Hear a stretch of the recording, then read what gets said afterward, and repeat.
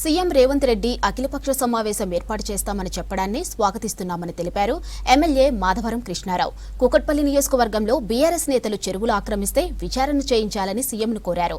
మూసీ పరివాహక ప్రాంత ప్రజలను ఒప్పించి ఇళ్లను ఖాళీ చేయించాలన్నారు. ఇక ప్రభుత్వం ఇచ్చే డబుల్ బెడ్రూమ్ ఇళ్లు బీఆర్ఎస్ పాలనలో కట్టించనువే అన్నారు. చెరువుల కబ్జాపై సిట్టింగ్ జడ్జితో విచారణ చేయించాలని డిమాండ్ చేశారు మాధవరం. నల్లజర్లో 17లో అందులో మనం చుట్టుముట్టు జిహెచ్ఎంసీ డబ్బుల ద్వారా సుమారు 2 కోట్ల రూపాయలతో పెట్టి చుట్టుముట్టు కట్టేశాం. కట్టా వేస్తే పట్టాదారులు వెళ్ళి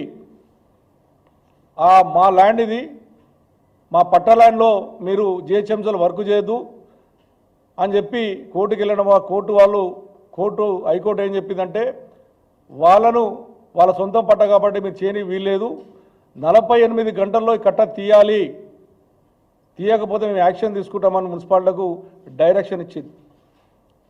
అప్పుడు ఎంబడే మున్సిపాలిటీ అధికారులు 17లో ఎంబడే చుట్టుముట్టేసినటువంటి కట్టను 3 రోజుల్లోనూ 4 రోజుల పాటు కట్ట తీయడం జరిగింది. అదొకసారి ముఖ్యమంత్రి గారు తెలుసుకోవాలి. నిన్న ముఖ్యమంత్రి గారు మీ పార్టీకి సంబంధించిన వాళ్ళు నల్లజర్లో సున్నంచెర్లో ఉన్నారని చెప్పి ఒక మాట మాట్లాడాడు.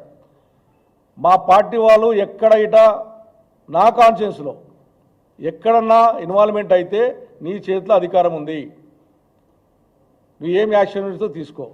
నల్లజర్లో మీరు మాట్లాడినరు, నల్లజర్లు అనేటటువంటిది ఏ పార్టీ వాళ్ళు ఉన్నారు అనేది ఒకసారి పూర్తిగా అధికారులతో మాట్లాడి నువ్వు తీసుకుంటే బాగుంటుందని ముఖ్యమంత్రి గారికి నేను విజ్ఞప్తి చేస్తూ ఉన్నాను. నల్లజరు విషయమే కానీ కాజా కుంట విషయమే కానీ ఎవరైనా ఏ చెర్లల్లో ఎవరు చేసిరు బట్టబయలు చేయాలని చెప్పి నేను ముఖ్యమంత్రి విజ్ఞప్తి చేస్తూ ఉన్నాను.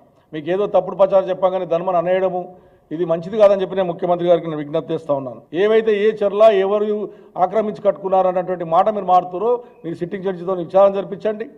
ఎవరైనా నిజంగా తప్పులు చేస్తే వాళ్ళ శిక్ష విధించండి, కానీ నిరుపేదల తెరువు రావద్దని